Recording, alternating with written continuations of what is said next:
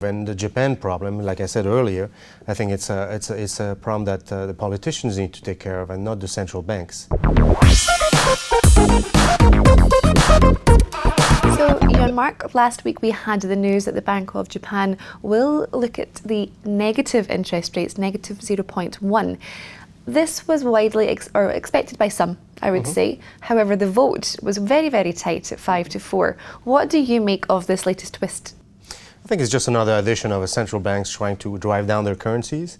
The SNB did that first, if you remember, last January actually.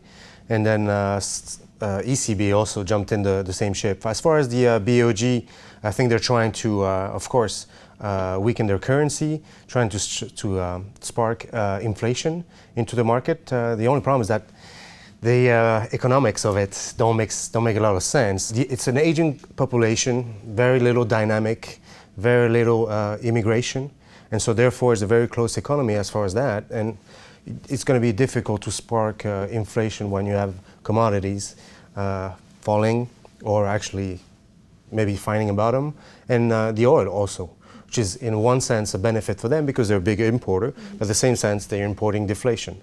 So it's a race to the bottom on currencies all over the world. The Fed is the only one trying to go the other way, but at the same time they see the strength of the US dollar just killing their exporting companies. It certainly seems to be, and just to pick you up on the yen, now movements in the Japanese yen have been more closely correlated to equities, I think since we're looking at 1973 is one of the dates that we have.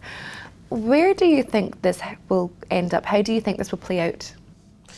Well, that's what I'm saying. I think it's a dangerous game to go and try to weaken your currency, and when everybody's doing it, then it's a zero-sum game. You know, the next day you'll have another central bank trying to fight it out, and then so the currencies won't move. And the Japan problem, like I said earlier, I think it's a problem that the politicians need to take care of and not the central banks. So having said that, because they have over 200% of GDP percentage of debt, it's going to be really difficult to weaken the currency enough to offset that problem. Okay, indeed. Now, if we do look at the rest of the week, are you feeling optimistic? Do you think that we could have the recession recovery level of above 50 across the board? Well, at first, I don't believe we are in a recession. We are in a muddling through. Maybe we'll have 1 quarter off of a slow growth and recovery. So I don't think we're in a recession environment. China is modifying their economy, changing from a manufacturing to a service industry. PMIs and manufacturing are going down, but the service side is stabilizing. We've been getting this morning the PMIs in Europe, which show the same thing, except for actually Spain, which had a big jump in manufacturing. But the service is still going there. We've had the GDP numbers last week, pretty much in line, slow growth, difficult fourth quarter, but that's more to do with the dollar than anything else. So to come back to your question, I think we're not in a recession. We're just not getting the big growth that we used to get.